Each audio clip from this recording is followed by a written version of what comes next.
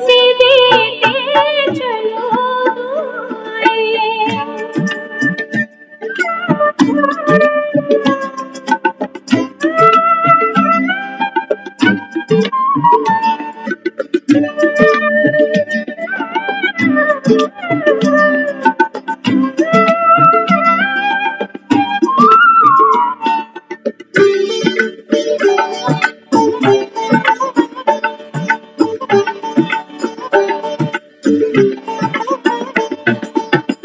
जिनके हैं संकल्प सुहावन, वाणी बरसाती सुख सावन। जिनके हैं संकल्प सुहावन, वाणी बरसाती सुख सावन। सर्व जीवों के पावन पावन, जीवन जिनका है मन भावन। वो परिश्री पे प्रभु की नजर है, वो परिश्री पे प्रभु की नजर है। गुण गाती धरती अंबर है, गुण गाती धरती अंबर है। दिल से देते चलो दुआएं, सबका भला हो सब सुख पाए। सबका भला हो सब सुख पाए, सबका भला हो सब सुख पाए।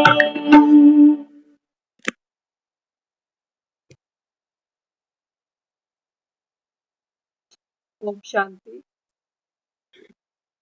दिल से देते चलो दुआएं। ज्ञान में आने से पहले हम केवल उन्हीं को दुआएं देते थे जो हमारा साथ दे जाएं, जो हमको सुख दे जाएं। लेकिन ज्ञान मिलने के बाद बाबा हमको समझाता है, बच्चे जो साथ दे, जो सुख दे उसका भी भला, और जो ना दे पाए उसका भी भला। सबको बाबा कहता है दुआएं देनी, आपने आंखें बंद करके, देह का भान भूल करके मेरा कौन क्या लगता। इसको बाबा कहता है नेक कमाई, सच्ची कमाई। तो दिल से देते चलो दुआएं, सबका भला हो सब सुख पाए। हर एक जीव आत्मा भले ही ज्ञान को कभी सुन पाए ना सुन पाए, बाबा कहते हैं उन पर तो आपको ज्यादा रहम आना चाहिए। तो इसलिए बाबा समझाता है, बच्चे हर एक आत्मा को दुआ दो। दुआ देना माना सबको आत्मा जानना, ये सबसे बड़ी दुआ है। बाबा कहते हैं जब किसी को भी आप मिलते हो, सामने कोई भी आता है, बाबा कहते हैं उसको जब आत्मा देख लिया तो समझो दुआ दे दी, क्योंकि आपने उसका जो रियल स्वरूप है वो पहचाना, जो वो बेचारी खुद भी नहीं जानती। अब आत्मा समझकर उसके साथ वार किया, व्यवहार किया, तो आत्मा तो बाबा कहता है दुआओं की पात्र है, चाहे जैसी भी हो। दुनिया से भी जब कोई शरीर छोड़कर आत्मा जाती है तो सभी के लिए हम क्या करते हैं, शांति की प्रार्थना सभी के लिए करते हैं, क्योंकि वो आत्मा का स्वरूप बन गई है। इसलिए बाबा कहता है बच्चे जीते जी सबको आत्मा देखो। हाँ, सिर्फ चौथे के दिन नहीं कि चलो आत्मा की शांति की प्रार्थना करा। हाँ, तो बाबा कहता है जीते जी सबको दुआएं देना माना दुआएं लेना, क्योंकि जब हम किसी को आत्मा देखते हैं माना हम उसको सम्मान दे रहे हैं, रिगार्ड दे रहे हैं, उसको परमात्मा का बच्चा समझ रहे हैं। तो कितनी बड़ी हम उसको दुआ दे रहे हैं कि वो तो खुद को भूली बैठी है और हम उसको ईश्वर की संतान समझकर सम्मान दे रहे हैं। तो ये है सबको दुआएं देना। और जब कोई आत्मा अपने को पहचानेगी तो बाबा कहता है वो बाप से वर्षे की अधिकारी तो बनी जाएगी। तो दुआएं देना वो पुरानी जैसी नहीं, जैसे लोग मंदिरों में जाते हैं तो रोड पर जो बैठे होते हैं ना, वो मांगने वाले क्या कहते हैं, तेरा भी भला तेरा भी भला, भगवान तुझे घर दे, बच्चा दे, परिवार दे, नौकरी दे। तो अल्पकाल की चीजें हमको देते हैं, हाँ, जो हमको यही छोड़कर जानी पड़ेगी। लेकिन बाबा हमको यहाँ समझाता है कि जब आप सबको आत्मा देखते हो तो ये सबसे बड़ी दुआ बाबा कहता है आप दूसरों को देते हो। तो सबको आत्मा देखो, बाबा कहता है ये है सबको दुआ देना। तो दिल से देते चलो दुआएं, कभी भूले नहीं ये पाठ। बाबा कहता है ये पक्का रखे कि हर कोई आत्मा है। आज की मुरली में बाबा ने समझाया, मीठे बच्चे, समय प्रति समय ज्ञान सागर के पास आओ। देखो दुनिया में भी लोग बीच पर जाते हैं, क्या करने? टहलने, सुख अनुभव करने जाते हैं ना। हाँ, तो बाबा कहता है आप भी क्या हो, बीच बीच में 2 समय तो निकालो, एक सुबह का और एक शाम का। 2 समय बाबा कहता है मेरे पास आया करो। बाबा कहता है समय समय प्रति ज्ञान सागर के पास आओ और ज्ञान रत्नों का वर्षंस बाबा कहता है भरकर डिलीवर करो। आज सुबह की मुरली में भी बाबा ने व्यापार का हमको एग्जाम्पल दिया। बाबा कहते हैं देखो दुनिया में व्यापारी क्या करते हैं, माल खरीद के लाते हैं और फिर उसको बेचते हैं। बाबा कहते हैं ये तो है पाई पैसे की कमाई। लेकिन ये जो बाबा कहता है ज्ञान सागर के पास आते हो तो क्या मिलेगा? जब हम यहाँ मुरली क्लास सुनते हैं, परमात्मा के पास आते हैं, सोचो सागर के पास गए, सागर के पास जाकर क्या मिलेगा? ताजगी मिलेगी, शीतलता मिलेगी, ठंडी हवा मिलेगी। घर पे मिलेगा ऐसा? घर पे तो नहीं मिलेगा, भले ही आप बाथरूम में कितने भी नल खोल के बैठ जाओ। तो सागर के पास जाना माँ, इसका मतलब है कि परमात्मा की अनुभूति कर। तो वो ज्ञान का सागर हमको क्या देगा? क्या देगा? बाबा कहता है जब आत्मा ये ज्ञान को सुनती है तो बाबा कहता है ज्ञान सुनते समय आत्मा शीतलता का अनुभव करती है, ताजगी अनुभव करती है, ठंडक अनुभव करती है। करती है नहीं करती है, या बाबा झूठ कह रहा है? क्या कहोगे? करती है। बाबा कहता है सारा दिन तो भट्टे में बैठते हो, वो ईंटों का भट्टा होता है ना, उसमें पकाते हैं ईंटों को। तो बाबा कहता है ये तुम्हारा जो जीवन है ना, ये भी जैसे ईंटों का भट्टा है, सारा दिन तो तपते हो।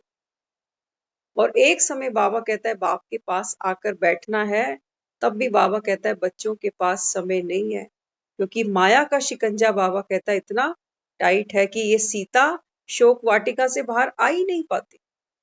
पहरा इतना सख्त है शोक वाटिका, देखा है ना, वो कैसे घूमती रहती है तलवार हाथ में लिए हुए। बाबा कहता है ये माया ही है। इसलिए बाबा समझाते हैं कि बच्चे अभी ज्ञान रत्नों का रतन, बाबा कहता है ये थाली भर के लेके जाओ। कौन सी थाली? ये बुद्धि की थाली। ज्ञान रत्नों को सुनो, बाबा कहता है अपने जीवन में ग्रहण करो, और बाबा कहता है दूसरी आत्माओं को जाकर दो। तो विचार सागर मंथन करके सेवा में लग जाओ, राम काज करीबे को आतुर। बाबा कहता है अभी पाठ बजाना है तुमको, महावीर बनना है। इसलिए बाबा कहता है बाप से लो, माल भरो, और बाबा कहता है जाकर फिर डिलीवरी करो। ये है बाबा कहता है सच्ची सच्ची कमाई। जिस आत्मा को बाबा कहता है आप ये ज्ञान सुनाते हो, बाबा कहता है वो आत्मा अगर बाप पर निश्चय कर गई, बाबा कहता है सोचो आपकी कमाई कितनी होगी। इसको बाबा कहता है दुआ कमाना। दुनिया में नोट तो सभी कमा रहे हैं, कमा रहे हैं कि नहीं? हाँ, जिसने जितनी पढ़ाई करी, जो जितना लायक बन पाया, वो उतना ही पैसा दुनिया में कमा पाता है। बाबा कहता है बच्चे ये है तुम्हारी रूहानी पढ़ाई, आत्मा की पढ़ाई। बाबा कहता है आत्मा पढ़ रही है, तो जितना पढ़ोगे, जितना लायक बनोगे, बाबा कहता है उतना माला माल बनो। अब बाबा कहता है खुद चेक करो, पढ़कर किताबें डायरियां फेंक देते हो या घर में जाकर कुछ रिवीजन भी करते हो? हम बच्चों को पूछते हैं ना जब स्कूल से आते हैं, दिखा आज बैग खोल, क्या काम मिला, आज क्या सिखाया? तो बच्चों को कहते हैं देखिए होमवर्क मिला हुआ है, इसको कर जल्दी से, खेलने बाद में जाना, पहले ये होमवर्क कर। तो बच्चों के कान तो हमको मरोड़ने बहुत अच्छे से आते, लेकिन अपने अपने को कौन पूछने वाला? बाबा कहता है ये बैठा है ना चित्रगुप्त अंदर, ये चित्रगुप्त तुमसे पूछेगा अंत में कि क्या किया, इतना बड़ा जीवन मिला था, 50 साल का, 60 का, 70 का, 80 का। ये चित्रगुप्त जब खोलेगा रजिस्टर, तब बताना इसको क्या किया, क्या किया था। हाँ? तो बाबा कहता है कि बच्चे मंथन करो मुरली का, यही बाबा कहता है ज्ञान का मंथन है, बाकी सागर मंथन कोई नहीं हुआ। सागर मंथन सुनते हैं ना हम कि देवताओं को अमृत पिलाया गया। बाबा कहता है यही ज्ञान का सागर हूं मैं, और तुमको बाबा कहता है ये ज्ञान की मुरली सुनाता हूं। इसी का मंथन करके बाबा कहता है आप अमर पद की प्राप्ति करते हो, और कोई अमर पद नहीं होता। देखो देवी देवताओं को तो किसी ने देखा नहीं ना दुनिया में, लेकिन कलयुग तक हम उनके मंदिर बनाते जा रहे हैं और उनको याद करते जा रहे हैं, तो ये अमर पद ही तो है। देवी देवताओं के आगे हम कभी नहीं लिखते पूर्व लक्ष्मी नारायण, मंत्रियों के आगे लिख देते पूर्व पार्षद, पूर्व एमएलए, लिखते हैं नहीं लिखते। लेकिन देवताओं को कभी एक्स नहीं किया हमने, क्योंकि ये अमर पद है। श्री कृष्ण तो श्री कृष्ण ही रहेगा, उसकी जगह कोई और नहीं आ सकता। बाबा कहता है यही वो पढ़ाई है, नहीं तो देवी देवताओं ने कौन सी तपस्या की होगी। पढ़ाई माना तपस्या। आज हम बच्चों को पढ़ा रहे हैं, एक बच्चा एमबीबीएस करता है तो कितनी लगन और मेहनत, वो पूरी जिंदगी उसमें झोंक देता है। तो बाबा कहता है ये भी तो तुम्हारी पढ़ाई है ना। तो बाबा कहता है तुम तो कितने अलबेले हो, कभी याद आ गया तो क्लास शुरू कर ली, नहीं तो बाबा कहता है 99 के चक्कर पूरे किसी के हुए नहीं है। देख रहे हो ना दुनिया के हालात, बड़े बड़े मंत्री, सीएम, ये सब क्या कर रहे हैं, अभी भ्रष्टाचार कर रहे हैं। बाबा कहता है ये काला पैसा ऐसा है, जितना आता है उतना कम, क्योंकि बरकत तो इसमें है नहीं, सुख इसके अंदर है नहीं। जितना बाबा कहता है काला धन लेके आते हो, उतना बाबा कहता है जीवन में चिंताओं का आवाहन करते हो। तभी तो दुनिया में लोगों को नींद नहीं आती, नींद की गोलियां खाते हैं। इसलिए बाबा कहता है कि बच्चे अभी ये विचार सागर मंथन करो, मुरली को सुनो। इसको बाबा कहता है मथो, मत कर बाबा कहता है फिर दूसरों को समझाओ। फिर आज का प्रश्न किया बाबा ने, सबसे अच्छा पुरुषार्थ क्या है और कौन से बच्चे बाप को प्यारे लगते हैं। सोचो, दुनिया में भी बाबा कहता है कि बच्चों को कैसे, बाप को कैसे बच्चे प्यारे लगते हैं। तो बाबा ने कितना सुंदर आंसर दिया। बाबा कहते हैं बच्चे सबसे अच्छा पुरुषार्थ, सबसे अच्छी सेवा क्या है, दूसरों का जीवन बनाना। बाबा कहता है तुमने भक्ति में भी बड़ा दान पुण्य किया होगा, भंडारे लगाए होंगे, कंबल बांटे होंगे, दवाइयां बांटी होंगी, लेकिन बाबा कहता है जो सबसे अच्छी सेवा है वो है किसी का जीवन बनाना।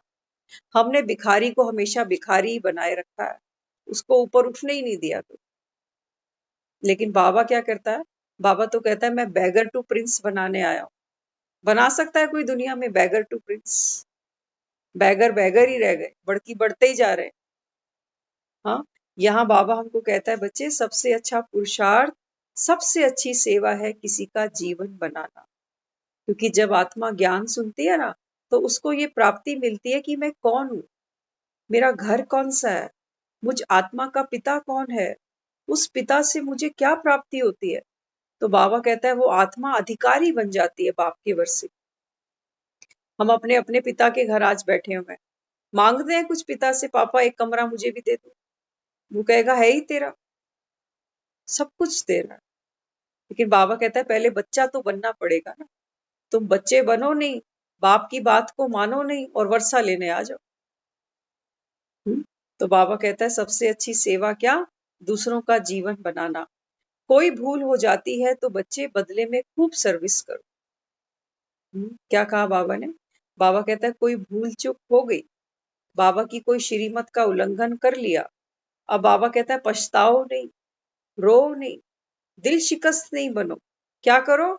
बाबा कहता है पछतावे के तौर पर बाप की 2 सेवा और कर दो, कि पापा ये गलती हो गई मुझसे, आज मैं आपके 2 काम और कर देता हूँ। तो बाप भी खुश और बच्चा भी खुश। लेकिन बाबा कहता है बच्चों में उमंग उत्साह नहीं है, क्योंकि माया क्या करती है, माया पूरा चूस लेती है। जैसे वो मच्छर होते हैं ना, मच्छर क्या करते हैं, काटते हैं तो पता नहीं चलता, जब काट जाता है तब एहसास होता है कि मच्छर ने काट दिया।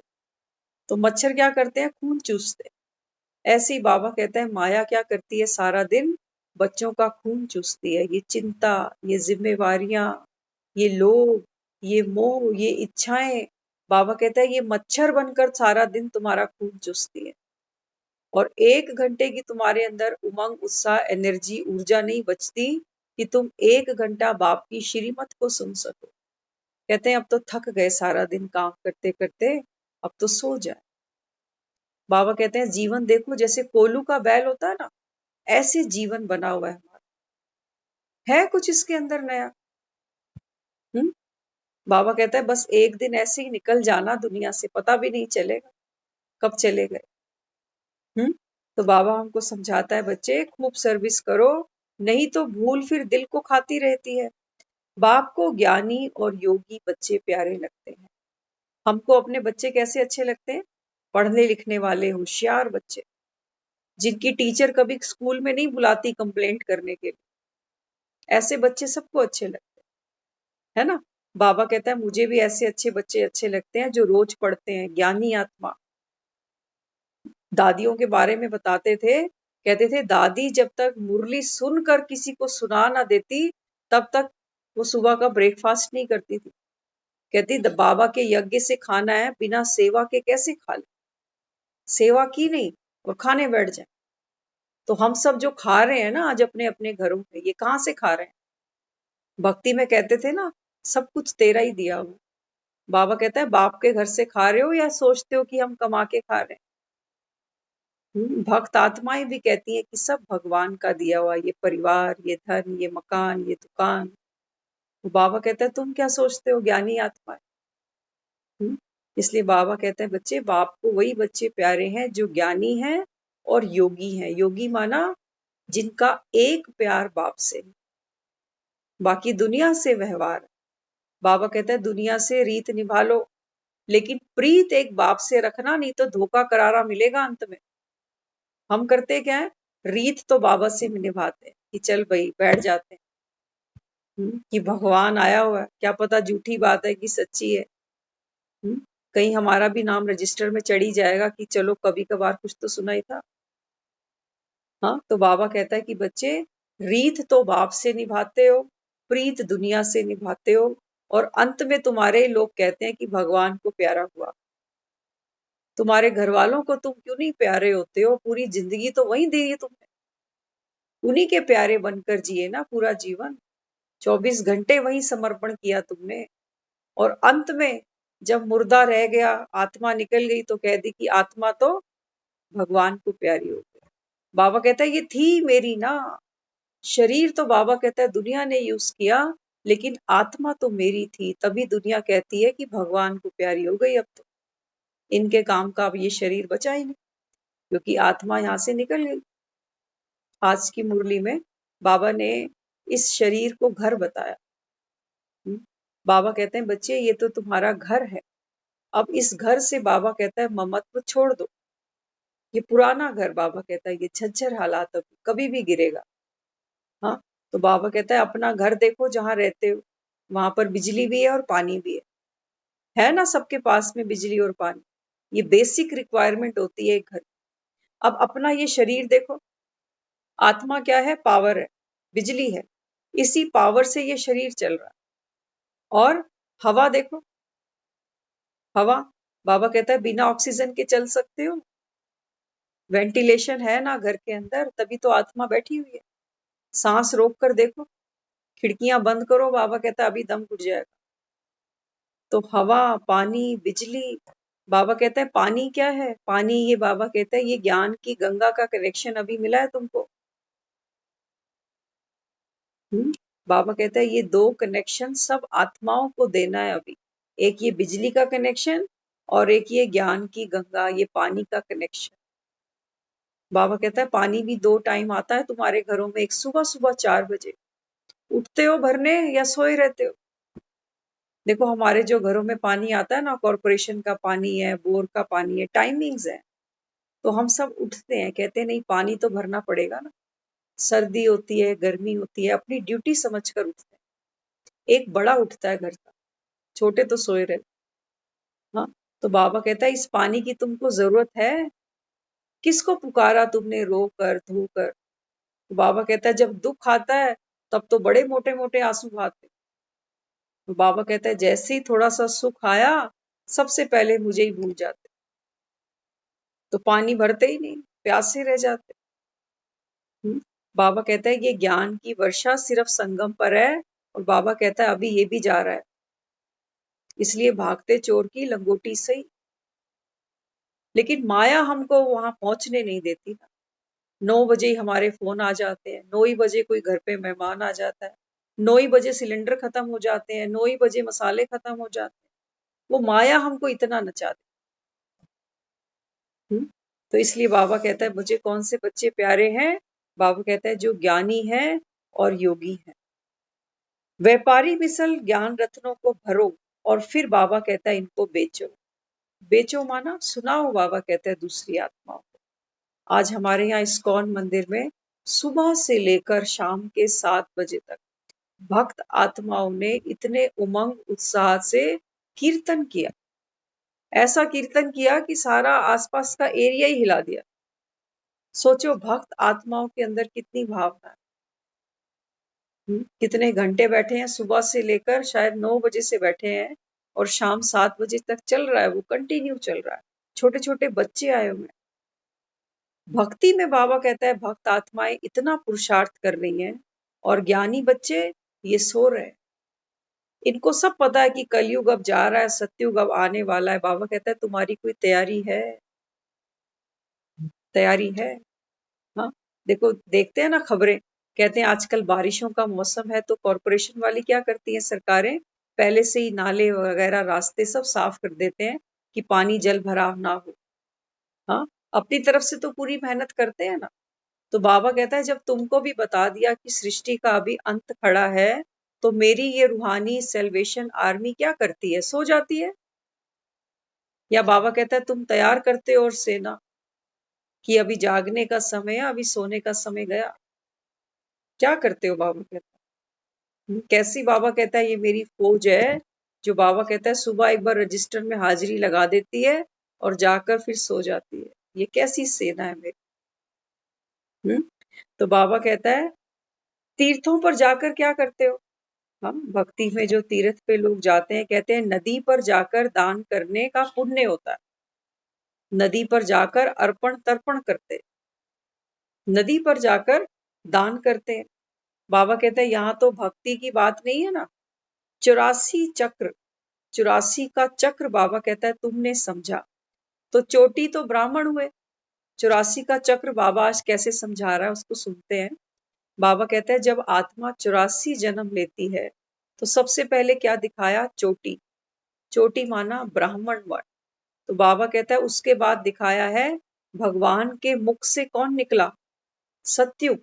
बाबा कहता है मुख से मेरे सत्युग तैयार हो रहा है ना अभी, क्योंकि मुख से हम ये ज्ञान सुन रहे हैं, परमात्मा का ज्ञान ब्रह्मा के मुख द्वारा सुन रहे हैं। तो बाबा कहता है मेरे मुख से सत्युग निकलेगा अभी। और वहां क्या दिखाया है? विराट रूप में कि उसके मुख से दुनिया निकल रही है, मुख से ही निकल रही है और मुख में ही वापस समा रही है। ये विराट रूप दिखाया गया। हाँ, तो बाबा कहता है मुख से देखो सत्युग निकला, बाहों से निकला त्रेता, और फिर उसके बाद पेट से द्वापर युग, और टांगों से निकला कलयुग। इसलिए कलयुग को क्या बताते हैं? उतरती कला। बाबा कहता है ये समय का चक्र है, ये ऐसे ही घूमेगा। हाँ, पहले 12 बजेंगे माना एक नया दिन चढ़ेगा, सुबह होगी, सत्युग होगी। उसके बाद बाबा कहता है दोपहर होगी, त्रेता होगी, शाम को द्वापर, और रात को बाबा कहता है घनघोर कलयुग। हर आत्मा भटक रही है। बाबा ने बोला आज की मुरली में, बाबा कहता है कि बच्चे तुम्हारे गुरु क्या कहते हैं? आत्मा सो परमात्मा, यही कहते हैं ना। वो बाबा कहते हैं फिर तुम क्या करते हो? गुरुओं का लॉकेट अपने गले में पहन कर रखते हो। अब जब तुम्हारा गुरु ही तुमको कहता है आत्मा सो परमात्मा, माना सबके अंदर भगवान है, तो फिर एक गुरु का लॉकेट डालने का बाबा कहता है क्या प्रयोजन है? फिर तो सबके अंदर भगवान है। घर में सबके लॉकेट बनाओ और सब एक दूसरे का लॉकेट पहनो। हाँ, क्यों कह देते हो गुरु गोविंद दो खड़े? दो नहीं है, वो एक ही है फिर तो, क्योंकि भगवान सबके अंदर बैठा दिया ना तुम। हाँ, तो गुरु गोविंद दोनों को खड़ा नहीं करो, एक तरफ से दोनों को खड़ा करते हो, माना दोनों में भेद है। और बाबा कहता है फिर कहते हो कि सबके अंदर तू ही तू। तो बाबा कहता है ये समझो, ये कौन सी खिचड़ी बनाई तुम। तो परमात्मा तो कौन है, वो निराकार है, वो कभी जन्म नहीं लेता। और हमारे जो गुरु हैं, बाबा कहता है ये तो माँ के गर्भ से निकले हैं ना, और जन्मते थोड़ी गुरु बन गए ये। इन्होंने भी कहीं से संन्यास लिया, दीक्षा ली, कोई तपस्या करी, तब तो बाबा कहता है इनको गुरु बनाया किसी। माँ के पेट से थोड़ी कोई गुरु बनकर आया, वहां से तो सब एक जैसे ही निकले। तो इसलिए बाबा हमको समझाते हैं, बाकी अन्य धर्म वालों को फिर कैसे दिखाएं। उसे भी शुरू करना चाहिए सतो प्रधान, रजो प्रधान और तमो प्रधान। इससे सिद्ध होता है कि कभी कोई निर्वाण में गया ही। बाबा कहते हैं बच्चे, चक्र के बीच में जब ये चारों चक्र घूमते हैं, सतयुग, त्रेता, द्वापर, कलयुग, बाबा कहता है इस बीच में कोई भी आत्मा घर वापस नहीं जाती। हम ये सोचते हैं जब किसी ने शरीर छोड़ा तो भगवान के घर चले गए, लेकिन बाबा कहता है भगवान का घर कोई जानता नहीं, और भगवान के घर तो कोई जाना चाहता भी नहीं। पूछो किसी से, बाबा यही तो रोज कहता है। मैं तुमको रोज कहता हूँ बच्चे, स्वर्ग चलने की तैयारी करो, लेकिन कितने आते हैं? नर्क को तो कोई छोड़ना नहीं चाहता। कहते हैं हमारे बच्चे, हमारा परिवार, हमारी जिम्मेवारियां। नर्क से तो बाबा कहता है तुमको इतनी मोहब्बत है, स्वर्ग के बारे में तो तुम सुनना ही नहीं चाह रहे। तो भगवान के घर कौन जाएगा? कोई चाहता नहीं है। मरे हुए के लिए कह देते हैं कि भगवान के घर गया, स्वर्गवासी बन गया। बाबा कहता है फिर स्वर्गवासी भी बनाते हो, फिर रोते भी हो। बाबा कहता है फिर रो तो नहीं ना, अगर वो स्वर्गवासी बना भी दिया तुमने, तो बाबा कहता है फिर तो यहाँ पार्टी होनी चाहिए। इतनी बड़ी पार्टी, जन्मदिन की भी इतनी बड़ी पार्टी नहीं हो, शादी की भी नहीं हो। बाबा कहता है जितनी स्वर्ग में जाने की हो, क्योंकि स्वर्ग में कोई दुख नहीं है। लेकिन बाबा कहता है यहाँ तो कोई पार्टी नहीं करता। रोटी भी खिलाते हो तो कहते हो कोड़ी रोटी है। काय का स्वर्ग बाबा कहता है। हाँ, एक दुनिया में भी बाबा कहता है एक मकान प्लॉट कुछ खरीदना होता है तो कमाई करनी पड़ती है ना पहले, तब जाकर प्लॉट मकान खरीदे जाते हैं। हाँ, तो स्वर्ग में बाबा कहता है कोई रजिस्ट्री करा रखी है तुमने? हाँ, स्वर्ग का कोई सौदा, कोई डील किसी से पक्की करी जो कह रहे हो कि स्वर्ग चला गया? बाबा कहता है ऐसे स्वर्ग नहीं जा सकते, कोई मासी का घर नहीं है। हाँ, तो बाबा अभी हमको यही तैयारी करा रहा है कि बच्चे स्वर्ग जाना माना क्या? बाबा कहता है स्वर्ग जाना माना अपने को आत्मा समझो। बाबा कहता है ये जो तुम्हारे संस्कार हैं तेरे मेरे के, चिंता के, परेशानी के, जिम्मेवारियों का बोझ घसीटने के, बाबा कहता है सतयुग में ऐसी कोई आत्मा तुमको नहीं मिलेगी जो दुखी हो, जो रोगी हो, जो परेशान हो। हाँ, वहां तो कैसी आत्माएं मिलेंगी? बाबा कहता है कंचन काया। जैसे देवी देवताओं को मंदिर में देखते हो ना, कैसे दिखाते हैं देवी देवताओं को? हर्षित मुक्ता दिखती है चेहरे पे, कोई शिकन, कोई उदासी, कोई परेशानी। बाबा कहता है ये तुमको बनना पड़ेगा, बिना पढ़ाई के तो नहीं बन सकते, बिना पढ़ाई के नहीं बन सकते। देखो एक फोटोग्राफर भी आता है ना, वो कहता है स्माइल प्लीज। तो हम सबको पता है हम जो स्माइल उस फोटो को खिंचवाते समय देते हैं ना, वो फेक है। तभी तो उसको बोलना पड़ता है कि स्माइल प्लीज, क्योंकि अंदर तो कोई खुशी है नहीं। तो उस समय 2 पल के लिए मुस्कुरा देते हैं, फिर शक्ल वैसी ही हो जाती है।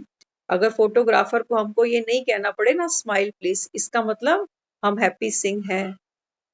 वो तो हमको अटेंशन दे रहा है कि मैं कैमरा क्लिक कर रहा हूं तो तू खुश तो हो जा कम से कम, ताकि कोई तेरी फोटो देखे तो फोटो में तो तू खुश दिखे। तो यहाँ बाबा हमको क्या समझाने आया है? बाबा कहता है यही समझाना है कि क्राइस्ट जब आते हैं तो उनको भी सतो रजो तमो से गुजरना पड़ता है। देखो हम सबका जीवन भी देखना, क्राइस्ट को भी एक बार पीछे रखो और धर्मों की आत्माओं को भी पीछे रखो। हम अपने ऊपर लेते हैं। जब हम छोटे थे, हाँ, तो कहते हैं ना छोटा बच्चा कैसा होता है, ना नौकरी की चिंता, ना रोटी की फिक्र। तो वो हमारी स्टेज कौन सी थी? सतो प्रधान। हमको भी कोई भी गोदी में भर के चला जाता, उनको कोई मतलब नहीं होता था कि ये किसका बच्चा है। लेकिन जैसे जैसे वो सतो प्रधानता हमारी गायब हुई, हम आ गए रजो में। रजो में आते आते बाबा कहता है अब तमो प्रधान, अब तो देख के राम राम भी मुंह से नहीं निकलती, मुंडे ही घुमा लेते। कहते हैं उसने की नहीं, मैं क्यों करूं। तो बाबा कहता है देखो आ गए ना तमो प्रधान, गिरती कला बाबा कहता है ऐसे आत्मा में आती है, सभी में आती है। शरीर को देखो, शरीर बचपन में कैसा था, जवानी में कैसा है, और बुढ़ापे में देखो। इसी को बाबा कहता है सतो रजो तमो। इस प्रोसेस से बाबा कहता है तुमको निकलना पड़ता है, ये लॉ है। ऐसे ही तो सृष्टि भी है, बाबा कहता है पहले ये स्वर्ग थी, बाबा कहता है फिर ये सेमी स्वर्ग बनी, अब ये बाबा कहता है नर्क बनकर अब ये फुल्ली नर्क बन चुकी है। अब बाबा कहता है ये नर्क है जहां तुम बैठे हो, भले ही तुमको थोड़ा थोड़ा सुख यहाँ दिखता है, लेकिन बाबा कहता है बच्चे ये माया तुमको भरमाती है। जैसे वो भागवत में स्टोरी सुनाते हैं ना, कि एक व्यापारी है, व्यापार करने चल पड़ा, बैलगाड़ी पे सामान लदा और व्यापार करने चल पड़ा। तो उस समय तो दूर दूर गांव होते थे, दूरियां लंबी चौड़ी होती थी, तो रात हुई तो जंगल में बेचारा आराम करने पहुंचा। तो जैसे ही वो पहुंचा तो देखा वहां एक कुआं है, कुएं की होदी बनी हुई है, तो उस पर जाकर विश्राम करता है और बैल को जो है साइड में रोक देता है कि सुबह होगी तो पड़ाव पे आगे बढ़ूंगा। अब यहाँ नींद आई उसको, 2 रोटियां साथ लेकर चला था, रोटी खाई, वहीं अपना सो गया। सो गया, झपकी लगी, नींद आई तो कुएं के अंदर दिखाया है उस कथा में कि जो कुआं है वो सूखा हुआ कुआं है, पानी नहीं है उसके अंदर। तो जब कुएं में गिरा तो आवाजें लगाई, चीखा पुकारा, अब सुनसान जंगल है, कोई भी नहीं। तो बड़ा दुखी हुआ कि करूं क्या। तो ऊपर से दिखाते हैं बिजली चमक रही है, आसमान में बिजली चमकी और उसको दिखाई पड़ा कि पेड़ की जो जड़ें हैं वो सब कुएं के अंदर तक प्रवेश कर रही। तो उसने जैसे तैसे उन जड़ों को पकड़ा और पकड़ के सोचा कि इनके सहारे मैं ऊपर आ जाऊंगा। तो जब ऊपर चढ़ने लगा तो जैसे ही ऊपर की तरफ उसका मुख हुआ तो देखा कि डाली से शहद थोड़ा सा मुख में गिर रहा है और बिजली भी बीच बीच में चमकती है। तो देखता है डाली पे 2 चूहे भी नाच रहे हैं, एक काले रंग का एक सफेद रंग का। फिर बिजली चमकती है, फिर देखता है कि कुएं के अंदर नाग बैठा हुआ है, लेकिन फिर भी वो जो मधुमक्खी के छत्ते से शहद टपक रहा है उसी को चाटता जा। जब ये कहानी सुनाई गई तो सुनने वाले ने कहा कि ये तो बड़ा मूर्ख व्यापारी है कि चारों तरफ से उसकी जो जान खतरे में है, नीचे सांप बैठा है, ऊपर से जो टहनी है उसको चूहे कुतर रहे हैं, और ये क्या है जो शहद के पीछे ही दीवाना हुआ पड़ा। तो बाबा कहता है बच्चे ये तो तुम्हारी कहानी है ना, तुम भी तो यहाँ व्यापार करने आए हो श्वासों का, गिनी हुई सांसें तुमको दी है मैंने। और बाबा कहते हैं तुम भी कितने मदमस्त बने हो, पता है तुमको काल तो खड़ा ही है मेरे सामने, मृत्यु तो होनी ही है मेरी। और बाबा कहता है ये समय, ये रात और दिन के चूहे, बाबा कहता है ये तुम्हारी आयु को कुतरते जा रहे, लेकिन माया का ये मधुमक्खी का छत्ता, बाबा कहता है ये चेक करो कितनी शहद रोज चाटते हो। बाबा कहता है बस ये तुमको पार नहीं लगने दे, नहीं तो कितना सहज था, डाली हाथ में थी, थोड़ा सा पुरुषार्थ करता तो बाहर निकल आता, भव सागर से बाहर निकल। लेकिन बाबा कहता है माया तुमको इतना समय ही नहीं देती, वो शहद में ही उलझाए रखती है। हाँ, तो ये शहद किसी के लिए बच्चे हो सकते हैं, किसी के लिए ये शहद पैसा भी हो सकता है, किसी के लिए ये शहद हमारे संबंध हो सकते हैं, कुछ भी हो सकता है, जिसकी जहां पर आसक्ति है। बाबा हमको ये नहीं कहता कि तुम पैसा कमाना छोड़ दो, बच्चे देखने छोड़ दो। बाबा कहता है नहीं, ये तो तेरा फर्ज है, ये तो फर्ज अदायगी करनी पड़ेगी, कर्म तो तुझे करना पड़ेगा। लेकिन बाबा कहता है बच्चे जतन तेरा क्या होना चाहिए, जतन ये होना चाहिए बाहर निकलने का, नहीं तो वो सांप तो नीचे बैठा ही है, काल तो तुझे डसेगा ही ना, काल तो डसेगा। बाबा कहता है फिर मैं कुछ नहीं कर सकता। अभी वो हमको यही जगाने के लिए रोज आता कि ये 1 घंटा, बाबा कहता है अपने जीवन से कभी गायब नहीं होने देना, माया तो पूरा जोर लगाएगी इसी 1 घंटे पर। तो बाबा आगे समझाता है सारा मदार है बच्चे योग पर। बाबा कहता है सारा मदार किस पर है, योग पर। जितना बाबा कहता है आप खुद को आत्मा समझकर मुझे याद करोगे, बाबा कहता है माया तुमको छू नहीं सकेगी, नहीं तो माया तो बहुत बलवान है बाबा। लेकिन जहां राम है वहां रावण प्रवेश नहीं करते। इसलिए बाबा कहता है बच्चे सारा मदार योग पर है। योग से बुद्धि पवित्र बनती है। धारणा से बाबा कहता है अगर बुद्धि पवित्र होगी तभी धारणा होगी। तो सबसे पहली धारणा बाबा क्या कराता है? सबसे पहली धारणा वो कराता है अपने को आत्मा समझो, और जो दूसरे हैं बाबा कहता है इनको भी आत्मा समझो। दूसरी धारणा वो कराता है अमृत वेले उठो, पानी का समय है, पानी भरो, नहीं तो खाली रह जाओगे। बर्तन पे ठूठे बर्तन लेके भागना इधर से उधर। आज भी तो भाग रहे हैं ना दुनिया के आगे। कहते हैं बच्चे ही आजकल पूछते नहीं, प्यार नहीं करते, रिस्पेक्ट नहीं करते, तो ये खाली बर्तन एक एक के आगे खड़का रहे हैं आज। बाबा कहता है मैं तुमको कितना सम्मान देता हूं कि बच्चे तुम ईश्वर के बच्चे हो, भगवान के बच्चे हो। बाबा कहते हैं ये तुमको वर्थ नहीं रखती, लेकिन दुनिया में तुम बाबा कहते हैं जो स्वार्थ के पीछे थोड़ा सा मान सम्मान भी करते हैं, उसके पीछे बाबा कहता है सारा जीवन भागते हो। किसी किसी से हम नाराज भी हो जाते हैं, रिश्ते भी तोड़ बैठते हैं, कहते हैं हमको पूछा ही नहीं, फलाने की शादी पे गए थे, इसने हम पूछा ही नहीं मुझसे। हाँ, तो कहते हैं अब इसको ना बुलाएंगे ना इसके घर जाएंगे। तो बाबा कहते हैं दुनिया का मान सम्मान तुमको कितना प्यारा है, जो वो सामने देते हैं, पीठ के पीछे कोई नहीं देता। पीठ के पीछे कोई नहीं देता। बाबा कहता है तुम देते हो किसी को पीठ के पीछे, जो दूसरे से उम्मीद करते हो, तुम भी तो सामने ही देते हो ना सम्मान किसी को। तो बाबा कहता है यहाँ तो सब झूठ की करेंसी है। जो जिसके काम आ रहा है वो मान भी पा रहा है, सम्मान भी पा रहा है। काम नहीं आ रहे तो बाबा कहता है फिर खोटे सिक्के को क्या करें। इसलिए बाबा समझाता है बच्चे रात को मेहनत करो। कहते हैं ना तूने रात गवाई सो के दिवस गवायो खाए। कोड़ी बाबा कहता है ये तेरा हीरे जैसा जो मैंने जन्म दिया है ना, इसको तू कोड़ी में बदलता जा रहा है। तो बाबा कहता है ये रात कौन सी है? ये कलयुग की रात। बाबा कहता है बच्चे ये मेहनत करने का समय है तुम्हारा। कुंभकर्ण बन के बाबा कहता है यहाँ सो नहीं जाना। तो रात को मेहनत करो। बाबा कहता है जब रात को मेहनत करोगे तो सारी थकावट तुम्हारी उतर जाएगी। याद जैसा मक्खन और कोई है नहीं। क्या कहा बाबा ने? याद जैसा मक्खन। बाबा कहता है जितना आत्मा परमात्मा को याद करेगी उतना शक्तिशाली बनेगी। याद के जैसा मक्खन और कोई है नहीं। योग में भोजन बनाओ। बाबा कहता है जब घर में खाना भी बनाते हो ना, ये हमारा पुरुषार्थ है। बाबा कहता है कर्म करते, उठते बैठते चलते फिरते, बाबा कहता है मुझे याद करो, मामेकम याद करो। तो बाबा कहता है जब खाना बनाते हो ना घर में, तो बाबा कहता है उस समय किसकी याद होए? एक पिता की। तो बाबा कहता है फिर वो जो खाना बनेगा ना वो प्रसाद हो जाएगा। और जिन जिन आत्माओं को बाबा कहता है आप वो प्रसाद खिलाओगे, वो आत्माएं भी बाबा कहता है शक्ति का अनुभव करेंगी। तो योग में भोजन बनाओ और बाबा कहता है फिर खिलाओ, तो उन्नति आपकी भी होगी और दूसरी आत्माओं की भी होगी। एक भाई आते थे क्लास में, तो शुरू शुरू में ज्ञान उन्हीं को मिला था घर में, तो वो 1 साल तक आते रहे। तो वो आके कई बार बताते थे, कहते हैं मेरी जो पत्नी है ना, वो तो रुचि नहीं रखती ज्ञान सुनने में। मैंने कई बार कहा भी कि सेंटर तक चलो, तो वो नहीं आती है। तो उनको फिर पुरुषार्थ बताया गया।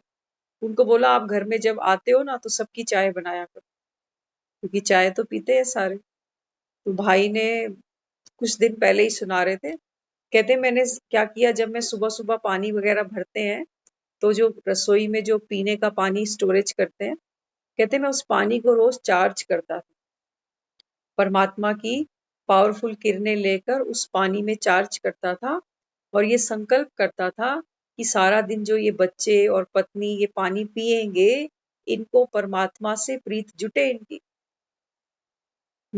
और चाय भी बनाते थे तो जब तक वो चाय उबलती थी वो यही संकल्प करते रहते कि चाय में जैसे जैसे ये चाय बन रही है ऐसे इन आत्माओं की स्थिति भी बने।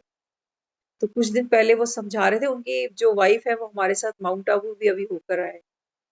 तो अब वो ज्ञान सुनती हैं, सेवाओं में भी उनको प्रोत्साहित करती हैं।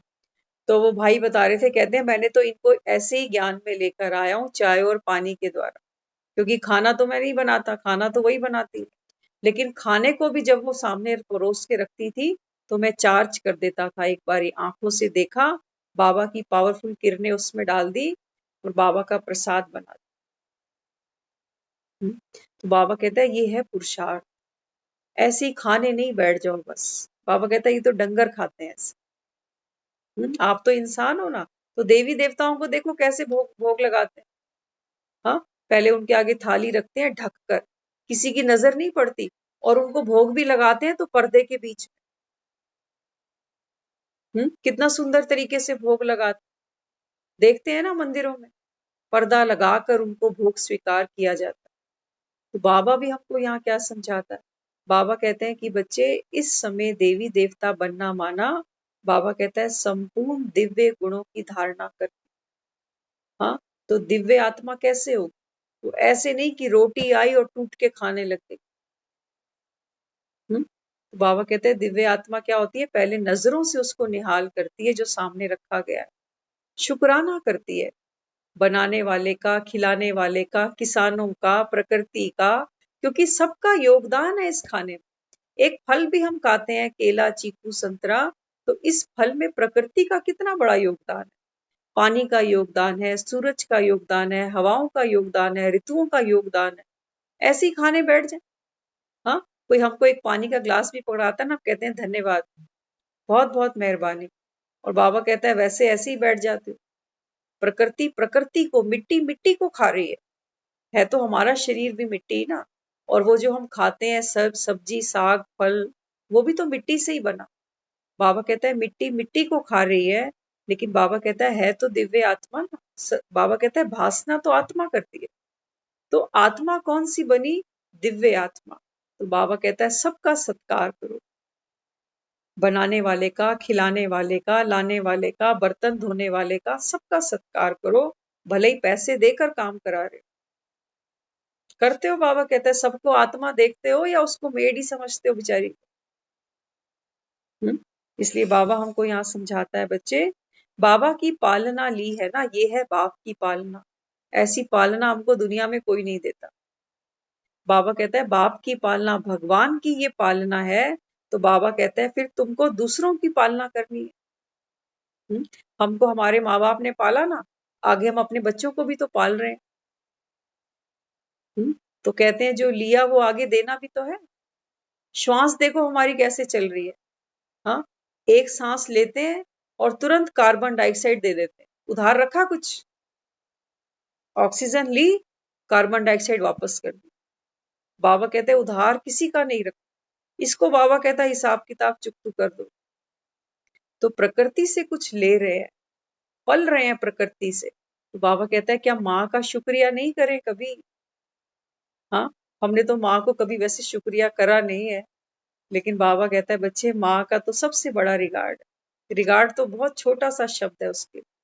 माँ को शुक्रिया करना नहीं चाहिए वैसे, क्योंकि बहुत छोटी सी बात है। तो बाबा कहता है प्रकृति जो तुम्हारी माँ है, बाबा कहता है इसको भी तो दुआएं दो। हाँ, आज देखो मदर्स डे आता है तो लोग कितना करते हैं। हाँ, माँ की फोटो भी लगाते हैं, 4 दिन बाद फिर वो डीपी हटा भी देते हैं।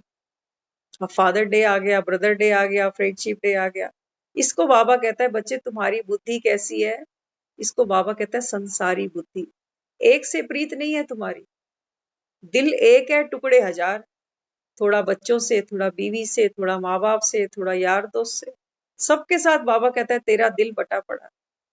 बाबा कहता है मुझे तो एक ही चाहिए बस। इस दिल के टुकड़े हजार किए, कोई यहाँ गिरा, कोई वहां गिरा। तो बाबा यहाँ हमको समझाता है बच्चे अभी हिसाब किताब चुकतू करना है, और उन्हीं की बाबा कहता है दिल खुश रहेगी जिनके हिसाब किताब चुकतू होंगे। बाकी तो बाबा कहता है दुनिया देखो उलझनों में फंसी पड़ी। कई बार हम सोचते हैं, मीना दीदी आपको बताएं, दिल से ये कई बार सोचते हैं कि ऐसा क्या करते हैं हम सारा दिन कि हमारे पास 1 घंटा भी अपने लिए नहीं होता। देखो माया हमको कैसा उलझाती है। हाँ, कितने हम लोग हैं घर के, 5, 7, 8, 10, 15, 4 घंटे अपने लिए हैं अब हमारे, लेकिन 1 बाबा घंटा नहीं। लेकिन बाबा जब हमारे साथ आकर बैठता, हमको श्रीमत सुनाता है, हमको ज्ञान का विस्तार समझाता है, बाबा को तो हम 1 घंटा नहीं दे रहे। दे रहे हैं, हम्म? तो दे रहे हैं। बाबा यही कहता है ना कि बच्चे, बाप आए हैं किसके लिए? अपने बच्चों के लिए। और बाबा कहता है अच्छा अच्छा। माया मेरे बच्चों की स्टेप मदर जो है, बाबा कहता है उसी में ही बच्चे उलझ के बैठे हुए हैं, क्योंकि स्टेप मदर तो बच्चों से काम खूब कराती है ना। हाँ? नहीं, अब वो चीज नहीं है। अब आप जो बोल रहे हो मैं भी समझ रही हूँ, वो चीज नहीं है। हम्म, अभी 9 बजे से पहले 8 से 9 मैंने नाइट क्लब की मुरली आपकी सुनी है, मैं सुनती हूँ, लेकिन हम्म, वही है कि समय का थोड़ा वो हो जाता है। तो फिर बाबा आज मेरे मन में 2 क्वेश्चन आए हैं। हम्म, अभी जब आप मुरली खत्म करोगे मैं वो 2 क्वेश्चन करूंगी, उसमें आपको पता चलेगा। बिल्कुल आप मतलब आप बाबा बाबा जी से ही मैं करूंगी, कोई नहीं, बिल्कुल मुरली में बिल्कुल मेरे मन में आज 2 क्वेश्चन आए हैं जो मैं करना करूंगी अभी। बिल्कुल श्योर, आप पूछिएगा बाबा से प्रश्न। तो हाँ जी। बाबा यही कहता है, बाबा कहता है जब बाप आते हैं तो ये बच्चों की जो सुतेली माँ है ना, ये मेरे बच्चों को काम पकड़ा देती है। तो बच्चे बेचारे फिर, माँ सुतेली माँ है, 2 थप्पड़ भी मारेगी नहीं किया तो बच्चे मेरे फिर बिजी हो जाते हैं कि ठीक है पापा हम क्या करें, इसको कैसे छुट्टी ले इससे। तो बच्चे फिर बेचारे, बाबा कहता है फंस के रह जाते हैं। लेकिन जो आत्मा, बाबा कहता है, अपने आप को ज्ञानी और योगी बनाती है ना, माया बाबा कहता है उससे पीछे चली जाती है। देखा है ना, हनुमान के रास्ते में कितने विघ्न आते हैं। हनुमान सागर भी लांग रहे हैं, संजीवनी भी ला रहे हैं, कोई छोटा काम थोड़ी था, बहुत बड़ी बात थी वो। लेकिन विघ्न आने पर भी वो आत्मा ये नहीं भूली कि मैं महावीर हूं और मुझको ये राम ने भेजा है, राम का कार्य है, ये हो नहीं सकता कि पूरा ना हो। हम्म? तो बाबा हमको आगे समझाता है, बच्चे सपूत बच्चे वे हैं जो मुसाफरी से लौटने पर सब कुछ बाप के आगे रखे। हाँ, बाबा कहता है अभी तुम कहाँ बैठे हो, ये विदेश है तुम्हारा। घर तो बाबा कहता है बहुत दूर छोड़कर आए हो। और दुनिया में बाबा कहता है वो बच्चे बाप को अच्छे लगते हैं जो विदेश जाते हैं, काम धंधा नौकरी करते हैं, और जब वापस आते हैं तो सारी कमाई बाप के आगे रखते हैं कि देखो पापा ये कमाया है मैंने। हम्म? बाबा कहता है तुमने कोई गठरी बांधी है? जब यहाँ से आओगे, ये विदेश यात्रा से आओगे, जब तुम्हारा वीजा खत्म होएगा, तो बाबा कहता है बाप के आगे क्या रखोगे? क्या कमा के लेके आए? कितने गज के प्लॉट बनाए? कितने बच्चे नाते पोती के? बाबा कहता है ये मेरे काम के नहीं है। क्योंकि बाबा कहता है ये सब तो वहीं छोड़ के आना है, तुमने लेके क्या आया? हाँ, तो बाबा कहता है फिर मैं ये पूछूंगा तुमसे कि तुम मेरे लिए क्या लेके आए, क्या बन के आए, क्या कमा के आए, क्या तरक्की की तुमने? हाँ, आज देखो हम क्या तरक्की करते हैं। 2 पैसे हम जरूर कमाते हैं, लेकिन वो पैसे कमाते हुए हमारे मन की स्थिति कैसी है?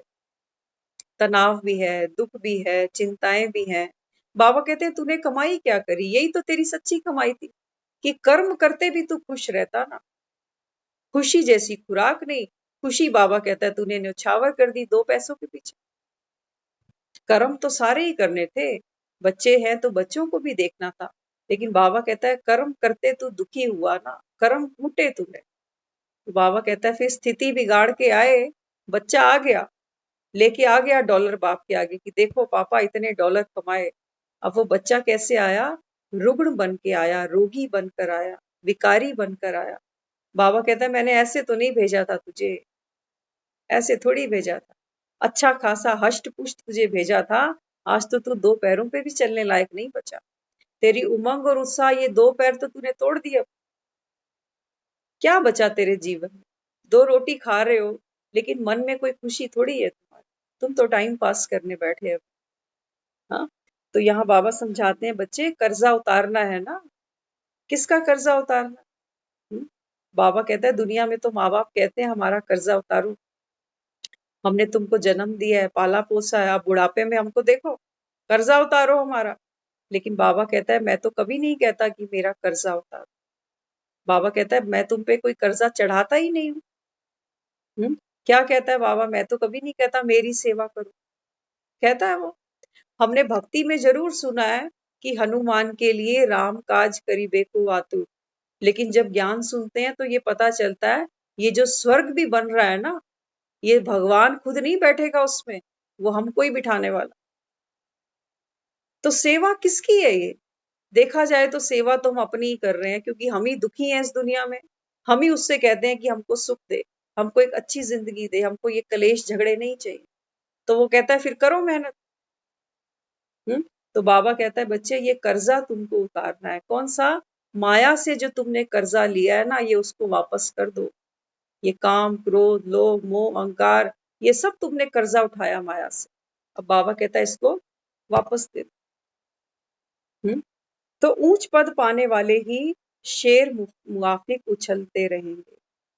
हाँ, बाबा कहता है जो बच्चे ज्ञानी और योगी बनेंगे, वही बाबा कहता है मेरे शेर दहाड़ेंगे, खुश रहेंगे, वो डरेंगे नहीं। बाबा कहता है बाप समान हर आत्मा पर कृपा करते, रहम करने वाले रहम दिल भवा।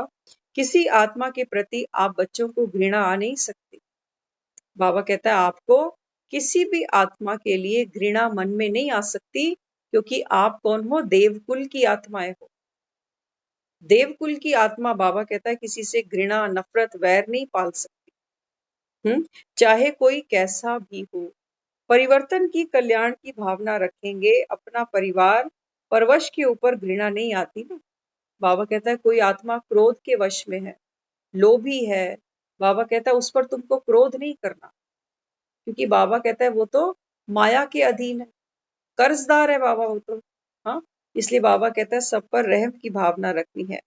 मास्टर ज्ञान सूर्य बन शक्ति रूपी किरणों से कमजोरी रूपी किचड़े को समाप्त कर दो। जैसे सूरज चमकता है ना, तो नीचे जमीन में कितनी भी कीचड़ होती है, वो सारी कीचड़ को सुखा देता है। ऐसे ही बाबा कहता है आप क्या बनो? मास्टर ज्ञान सूर्य।